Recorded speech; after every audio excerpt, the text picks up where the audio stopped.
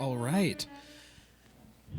I have such an immense privilege today, which is to be able to share a conversation with a dear friend who I've known for a few years now, Fadi.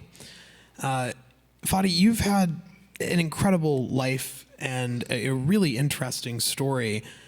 The only question I can think is fitting to start is, who are you and how did you wind up on stage here? Thank you, David. Before I start, can we give David and everybody at BPI a round of applause for everything they have done? Thank you.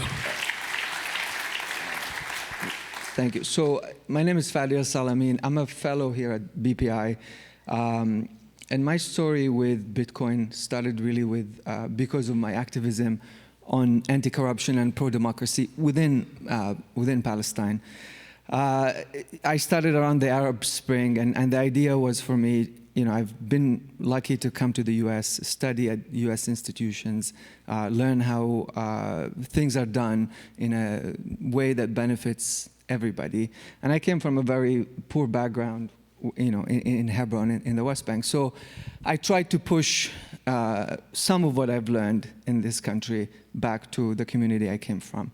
And I realized that corruption was a very serious issue, and I started probably the largest anti-corruption campaign in the history of Palestine, with millions of people following it on social media.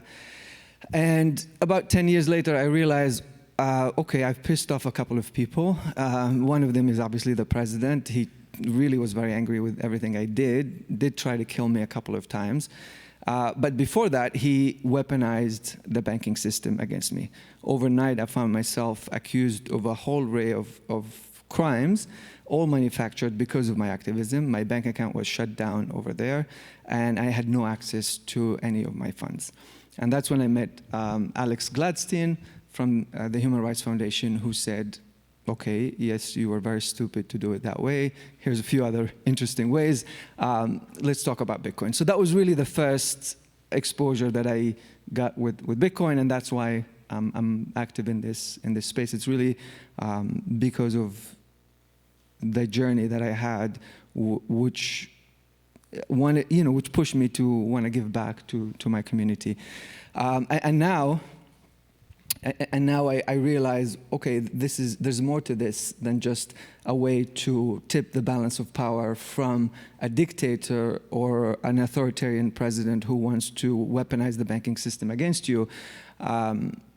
Let's look a little further. So the other reason why I think Bitcoin is very important for Palestinians is Palestinians do not have a central bank, and what's worse than not having having a government through a central bank control your money is having another government control your money. And so there's no control over monetary policy, inflation, or anything like this. So, and you are forced to use the Israeli currency because of a protocol called the Paris Protocols, which is an agreement that says you are not allowed to have a central bank. You must use the Israeli shekel. So if the United States wanted to send $100 million in aid to the Palestinians, that money has to go to the Israeli central bank. It must be converted in Israeli shekel. 4.5% to 5% of it is deducted as a fee, and then the rest of the money is sent in the form of a local currency that has to be used.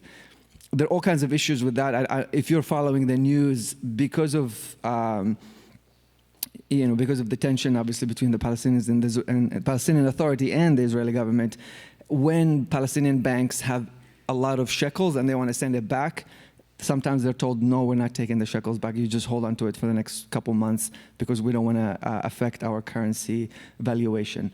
And so that's the second reason. And I'm sure everybody's aware of the war in Gaza, I never thought that Bitcoin would be the thing that would make me feel human again. And I never thought of it in this way. I've lived in Washington on and off for almost 20 years, built a lot of friendships and relationships here, and I found myself completely useless and not being able to offer anything to the people in Gaza, not being able to save lives or do anything at all. And the one thing that has made me feel somewhat useful is the ability to send Bitcoin directly to people on the ground where they could buy their day-to-day needs, or to get themselves out, to get their kids and a family from Gaza into Egypt. And so on a macro scale, this got me thinking, okay, I don't have to deal with the banks. The banks have been destroyed. There's no cash to go to. There's no ATM to access anyways. But I can sit here and literally send anybody in Gaza using a wallet, whether it's Aqua or Moon or anything like this, within minutes, enough money for them to buy flour or food and so forth.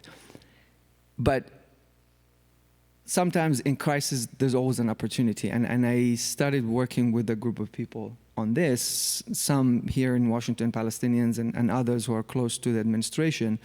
And the idea is, okay, why don't we just skip an entire chapter in the financial development of the Palestinians and go straight to building a complete circular economy? Because you were telling me earlier that even with Bitcoin, there are still, like you said, people are opportunists in time of crisis, and the people that are helping facilitate these Bitcoin for flour payments are sometimes taking exorbitant cuts out of the middle. Yeah, 30%, sadly. In war, there's always people. 30%? Yep.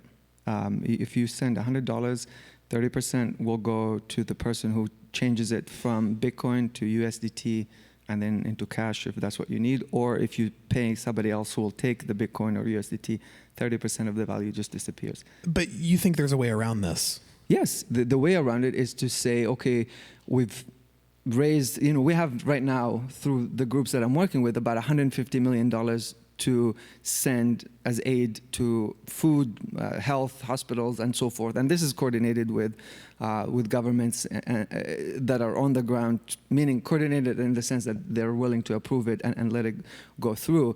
But my idea is I want a complete circular Bitcoin economy in Palestine where I don't have to deal with the 30% guys. I don't have to deal with the banks. I don't have to deal with the corruption guys who want their cut regardless of how bad times are. And that's where I see the opportunity by encouraging more people to adopt it firsthand, and then skip the whole entire chapter from banking, instead of just rebuilding the banks, rebuilding the ATMs, and so forth. No, just skip all of that and go straight to adopting a Bitcoin circular economy. And obviously, you don't want to compromise people's privacy or things like that, but I want you to give the audience, if you can, a sense of scale, right? I think the first time that something like this happened in public view was the invasion of Ukraine. The banks shut down, and still the Ukrainian government was able to raise tens of millions of dollars virtually overnight in Bitcoin and stable coins.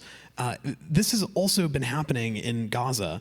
But I think gotten a lot less attention. I know you've been involved. Right, there's a bunch of people that have been facilitating this.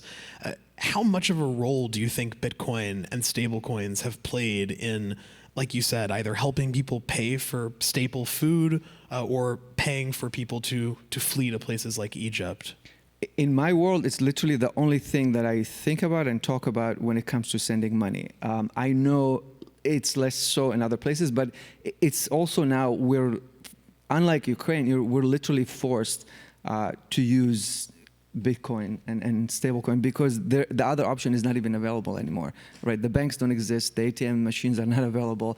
There is a little bit of a technology, if the internet works sometimes, which is using something similar to Zell, but you still have to get funds from outside onto, over there.